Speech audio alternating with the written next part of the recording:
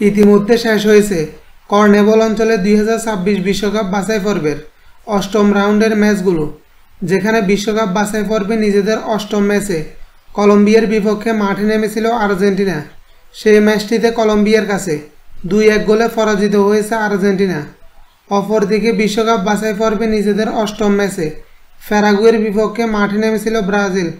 সেই ম্যাচটিতে প্যারাগুয়ের কাছে 1-0 গোলের ব্যবধানে পরাজিত হয়েছে ব্রাজিল। এই ম্যাচগুলোর মধ্য দিয়ে সেপ্টেম্বর মাসের ফিফা উইন্ডো শেষ করল ব্রাজিল ও আর্জেন্টিনা। আজকের ভিডিওতে আলোচনা করব ব্রাজিল ও আর্জেন্টিনার পরবর্তী ম্যাচ কাদের বিপক্ষে এবং ম্যাচগুলো কবে, কখন, কোথায় অনুষ্ঠিত হবে তা নিয়ে।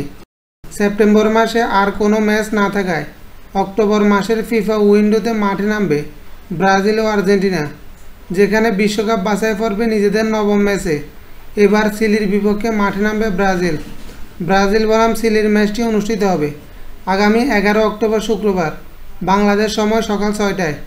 অপরদিকে বিশ্বকাপ বাছাই পর্বে নিজেদের নবম ম্যাচে এবার ভেনেজুয়েলার বিপক্ষে মাঠে নামবে বর্তমান বিশ্ব চ্যাম্পিয়ন আর্জেন্টিনা বনাম ভেনেজুয়েলার ম্যাচটি অনুষ্ঠিত হবে আগামী 11 অক্টোবর শুক্রবার বাংলাদেশ সময় ভোর 5টায়।